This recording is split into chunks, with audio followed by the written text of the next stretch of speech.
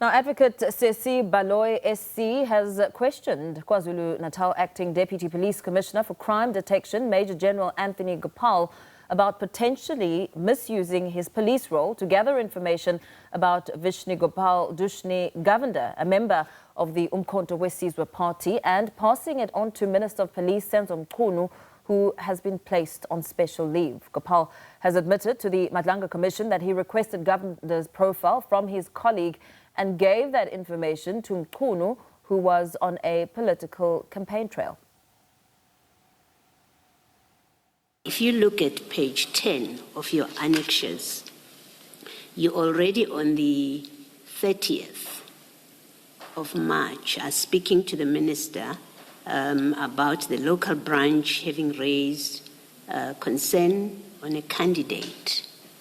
As from the charter I picked up, you say, I did a preliminary check and of note, no new cases against him since he last canvassed for national elections. I'm assuming you're still speaking about Mr. Govender because you've got his name in brackets. When, in fact, do you start talking to the minister about Mr. Govender? Chair, so the heads-up call that I got from Mr. Odram was on the 27th, and the minister's campaign trail was on the 30th. So on the 30th, so on the 27th, when I got the heads-up, it's the same 27th that you see is consistent with the chats with Captain Chetty, where I actioned him to draw me the profile, which he then supplied to me. That profile, I only supplied it to the minister on the 30th, which is on the day of his campaign trail, when I said to him that you may pick up chatter from the local branch.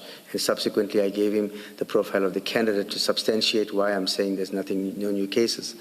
Then on the 31st, post the campaign trail, the day after is when the minister arrived at the police station, and where we then had again a specific discussion around CAS 61 and the rest of the complaints that the minister was referring to. I guess my question is, at which point and why are you speaking to the minister about Mr. Govender on the 30th? At which point did the minister raise Mr. Govender with you? If he did, at which point? And if he did not do that before the 31st, why are you discussing Mr. Govender with him on the 30th? Chair, that was out of the conversation that Mr. Odram had with me on the 27th. So I remember I said I wasn't going to the campaign trail. Now, already in my mind, the minister is going to be given a narrative that the police is doing nothing about somebody in that particular campaign, and that particular station falls under my span of control. So meaning that if the station is doing nothing, it means the district commissioner is also doing nothing. So to preempt or to how do I put it, to say to the minister, we are aware that the local branch will raise the issue of this candidate, and this is our understanding of the candidate, proactively so. He never asked for it at that point.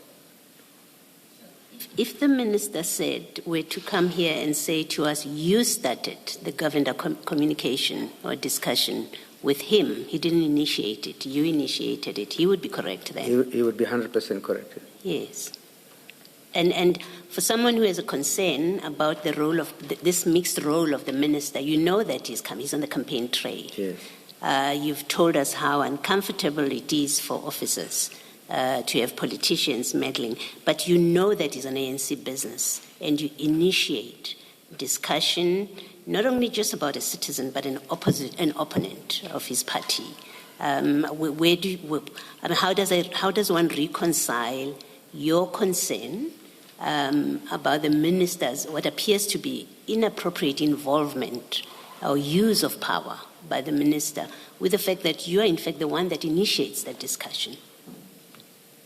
Yes, Commissioner, when I provided that information to the minister, and like the fact that I ended up in the meeting, in both instances, it was my way of saying, Minister, this is what you may receive. this is how you should stop it where it starts.